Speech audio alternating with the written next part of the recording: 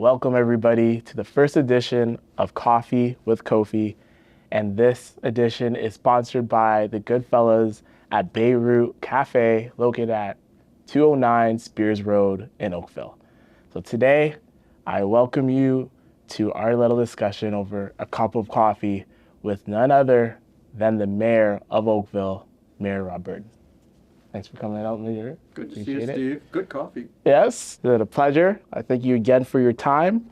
And I wanted just to touch on a little bit of, give the insight of what, on the horizon for the town of Oakville, and also a little bit of kind of what you are responsible for with the growth of that as well. My first question for you today is, please introduce yourself to the viewers and just explain kind of the day-to-day activities you do as well. Well, hi, I'm your mayor, Rob Burton, and I've had this role for almost 18 years.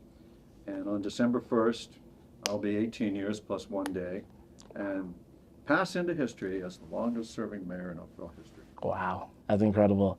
And when it comes with that title being the mayor, I know we kind of touched on it last time we talked, but what's the role and guide that the mayor is responsible for? Well, it's actually pretty funny when you think about it, because I believe a lot of people think that the mayor has this, it's like Superman, has earthly powers beyond, any other official in the country. The mayor is the boss of the prime minister. Whenever people don't like something that the premier or the prime minister does, they often look to me and they go, well, you make them stop. And I'm like, oh, okay. But the story that captures it best is during the Santa Claus parade a couple of weeks ago. We're rolling along. It was a wonderful day. The crowds were warm and friendly. People were calling out, "We love you, Mayor Burton." And I heard a little boy ask his mom, "What is a mayor?" and his mom answered to him, "Well, he's like the king of Oakville." Yeah. And Not so. At first I thought, there's another person who thinks that the mayor has far more power than the mayor has. However, when I stopped to think about it, I realized in the British system, the king has no power at all. It's a very ceremonial role. Yeah.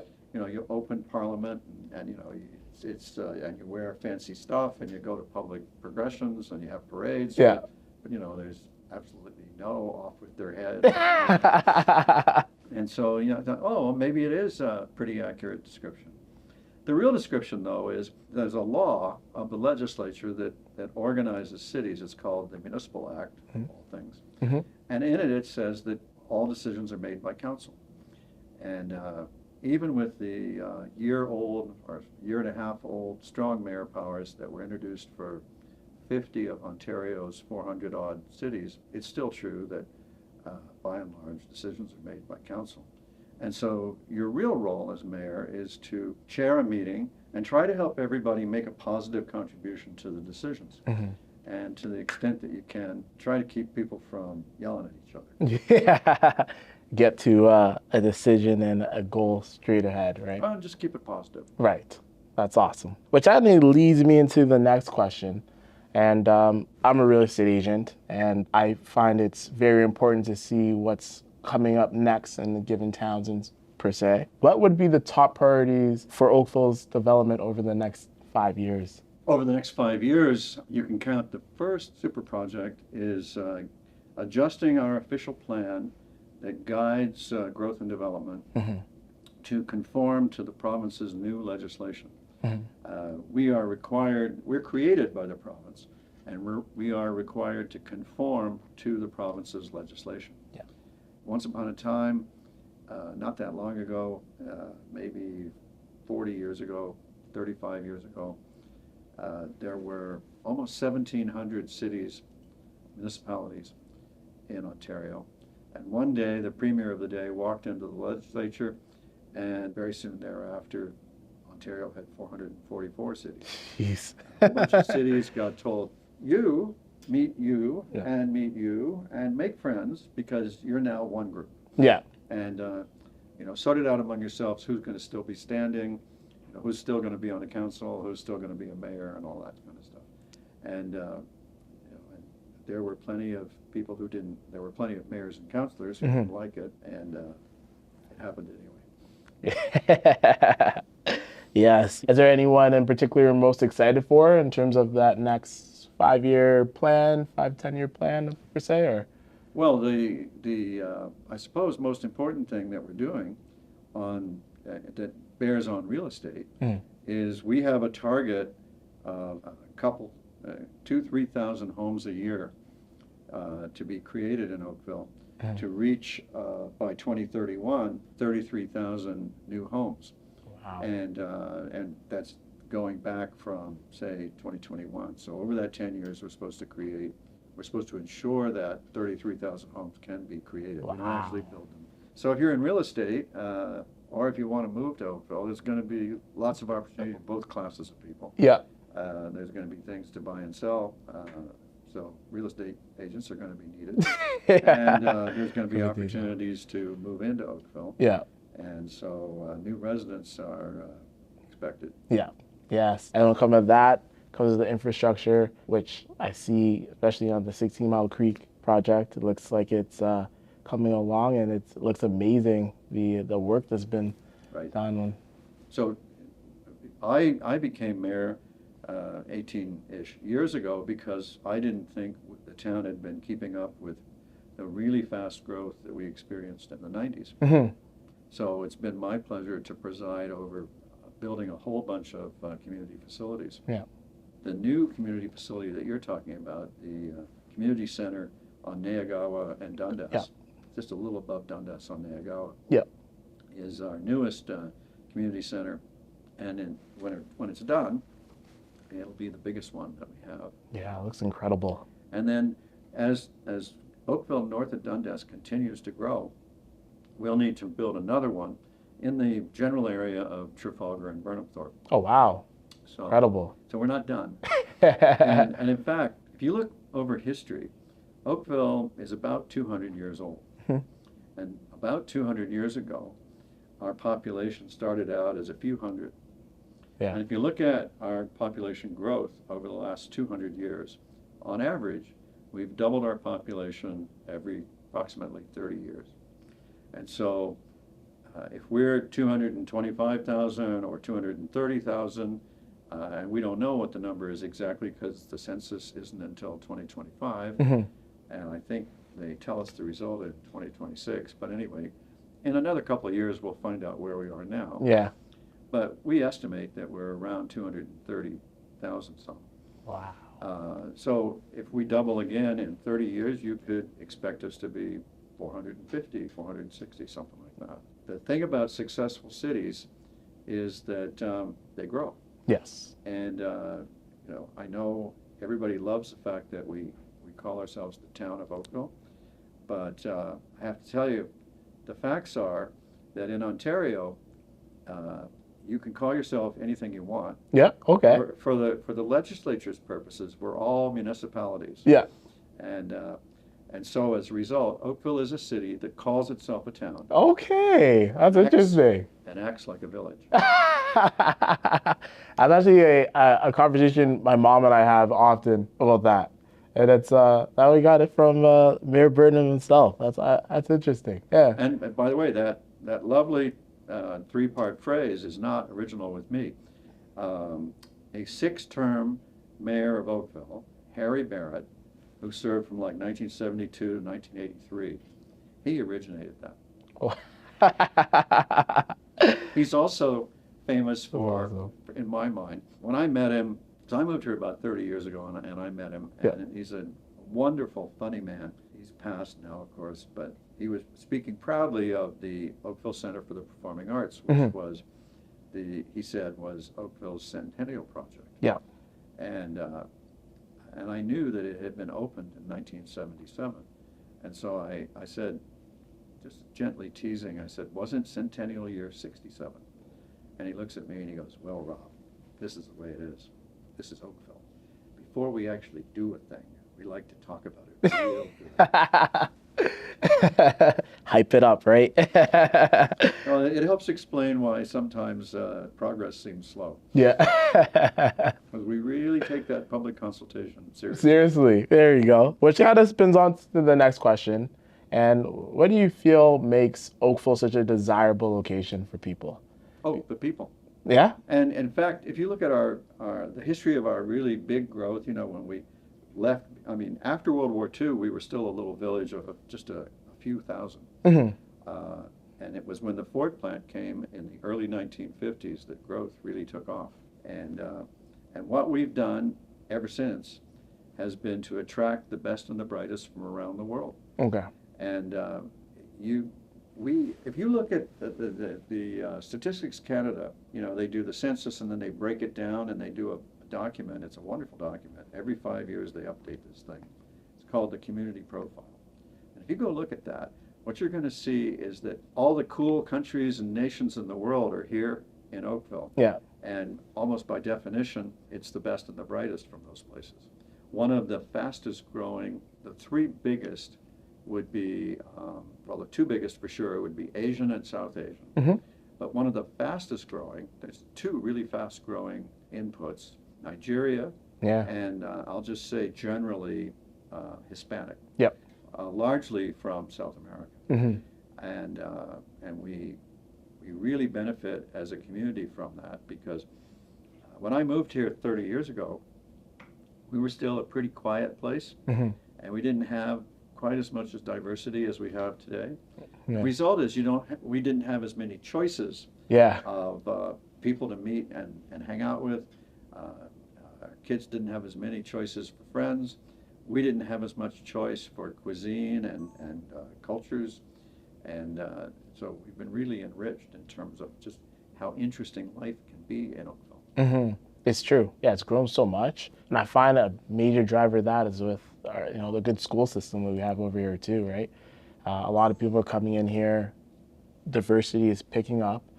They love the schools in the town, right? So, Oakville parents are very, very highly focused on education quality, mhm. and they really want good outcomes for their kids. Those people that grade or rank public schools have always found Oakville schools ranked very highly on those lists. And I'm talking about the public schools, be it separate or district. Yes. We also have, doesn't it seem to you sometimes like we have more private schools than anywhere else you ever heard of? Right. Every quarter, And they're south, all north. highly ranked. Yeah, yeah. No, it's important, and it's pretty awesome to kind of put the stamp on that too, right? And it could be, that they're highly ranked because our kids are so good, Mhm. rather than they're so good. I mean, it's a chicken and egg thing. Absolutely, absolutely. So, what role do you feel like the town plays in fostering community development and engagement from our youth? So we have a very extensive recreation program. We offer recreational activities across many cultures and sports and pastimes and activities. And in response to public demand, we add or shift our resources around on that. Hmm. This is a town full of people who like to be busy and who, by and large, really like their kids to be busy. Yes. And, a busy child is a less harmful child. Yeah, yeah. A lot of Keep them parents active. think. Yeah, absolutely. Keep them active, right? I remember when I was younger, growing up, I was in the Oakville Little League system, and even that is involved with all the off of Cornwall with the fields that they made for the organization. It was awesome, and I think it's so important because it keeps kids busy, keeps them involved, keeps the adults kind of involved in the community, and it kind of goes a full circle. One of the nicest features of our community is the activities for our kids, whether it's sports or arts or culture, music, dance, whatever. They're almost all run by volunteer clubs from moms and dads Yeah. who are working together to create safe spaces and safe activities for their kids.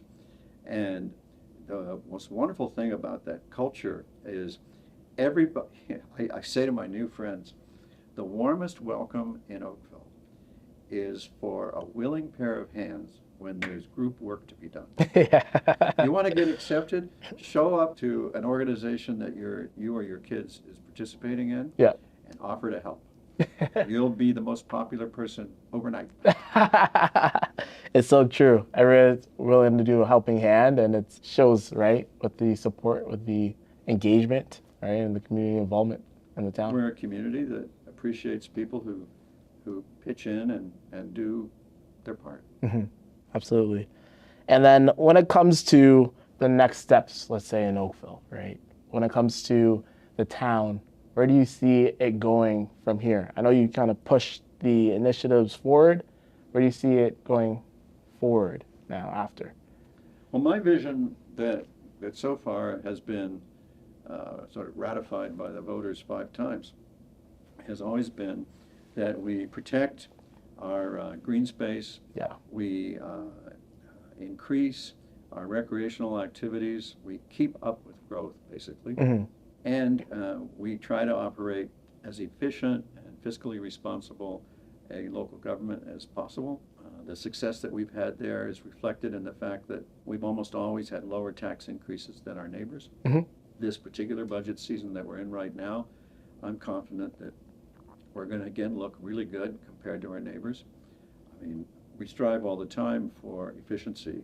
Our government, our town government, is one of the few in the country to have adopted performance-based budgeting, where you actually measure outcomes and you specify, what you're trying to achieve with each dollar that you give to a program, and allows you to decide whether or not you're going to, did it work and do you want to keep doing it. It also contributes to being able to brag that our neighbors raise their taxes at a higher rate than we do. But I also see like it gets put to good use, right? There's so That's much, the point, yeah, right. And it's pretty awesome to see, like, when it comes to the roads being clear in the winter and such, or all the parks and trails having good maintenance and such. Like you really see it getting put to good use, I would say. Yeah, we want the money, and to coin a phrase, we want it on the street in front of you. We want it on your grass in Yeah. your parks. We want you to see. Well, one of my proudest brags is our roads are smoother than our neighbors. It's true. Yeah. People don't think about it, but you when you drive home to Oakville after going through our neighbors, you go, what happened? It's a smooth ride. And we have roads that aren't smooth, but we don't have as many as we used to, nor as many as our neighbors do. And we have a conscious program that works at making sure that we're always working on that. We spend several $1 million a year in a road resurfacing and rehabilitation program, and the goal is to have something like 70% of our roads be. There's lots of ways to grade the roads, yeah. So we set targets for their quality of each band of road, concentrating on the ones that people use the most. The most, right? The most wear and tear from too. That's awesome. And one thing you touched on from the beginning is the amount of trails and green spaces that we have, which is so important. And because my wife moved before we got married, obviously, from Mississauga to here, and she noticed that a lot. She loves, the outdoor space and the trails we have accessible in every neighborhood, which is so important that we could still keep that and build around it to, impact, overall good, healthy living. We have hundreds of kilometers of these trails through the green space and the ravines and the valleys, and we add quite a few every year. If you think about the land north of Dundas, there's a whole bunch of that land that has not yet been built out, and it'll probably be in many more years before it is. And all over the north, there's more trails yet to be built. I can't wait. So there's a major activity helps keep you healthy. Yeah. And I think it also keeps you young. I'm pretty sure I don't look like the 120-year-old that I am. But, being active really does help keep you feeling young. Absolutely. Now, as we head forward, right, what's your vision for Oakville in the next decade? What do you want people to kind of hope towards or strive towards for this town? I want people who move here to say, this is the hometown I've always wanted. And I think that when you capture your vision in a simple phrase like that, It's easy to spread. It's easy for people to decide whether they want to sign on to it or not. And all of the things that go into that are implied by that one expression. So people getting along with each other, people pitching in and working together, having good parks, good trails, good roads, good facilities, good schools, good shopping. All those things are part of making you love your hometown. Yes, that's awesome. This is the town I always wanted. It should be the slogan for the town. That should be tagline right there. That's amazing. And then what do you think, or actually, how do you feel your legacy is on this town of Oakville going forward? We're a greener, cleaner, richer place than we used to be. Yes. And whether or not that continues will depend on the work that the generations that come after do. I'm hoping that people like the direction we're going, and we'll keep rowing in that direction. Yeah. When I became mayor, I said to my colleagues, we're going to set a star to steer by. And the thing about steering by a star is you never get to the star, it just sets your direction. And that star was to be Canada's most livable town. And I think we're there. I disagree with some of the ways that people measure livability. I mean, for example, there's one group that measures livability by how many cannabis shops you have. And in Oakville, we believe that having no cannabis shops is more livable than having any. And so we don't have any. So, if you're a group rating livability and you have to have cannabis shops to feel livable, well, then we are not for you. Oh, that's awesome. Now, I want to leave you the floor to kind of discuss or share some exciting news that is on the horizon when it comes to this great town of Oakville. Anything you want to speak about, or? Well, I told you all my news as we went through your questions. Yeah. I'll tell you that I'm running again. Hey, That's there you go. news. Let's get it. And I don't know that I've told anybody that, so you've got the scoop. Got the inside scoop on Coffee on Kofi. There you go. Let's get it. That's awesome. And I know we kind of touched on the process of that when we talked before, and I just admire the passion you have for our town. As we just were talking just now, it shows how excited you are about the past, the present, and what's to come too. So that's amazing, right? I founded a television network called YTV. YTV. And at the end of every staff meeting, sort of like a football team breaking out of the huddle, we had a little 2-3 word phrase, like a cheer almost. Yeah. And the meeting would break, and somebody would say, "Onward and upward." Okay. Yeah. And that's the way I feel about Oakville. Our future is bright, and our path is onward and upward. Let's get it. I love it. And I feel that way too. And YTV, I grew up on that channel. I remember the Zone after school, rushing home to watch it. So it's amazing how much you touched on me in that regard, and also with the work you've done for this great town as well. Well, thank you very much. That's a pleasure. Great talking with you. Yes, Mayor Burton, appreciate the time. Thanks everybody for watching. It's a pleasure to sit down with Mayor Burton, just talk about Oakville and see kind of the day-to-day activities that the mayor is responsible for, and also all the great things this town has to offer for you. Till next time, I'm Steve Kofi. You already know what it is. Let's get it.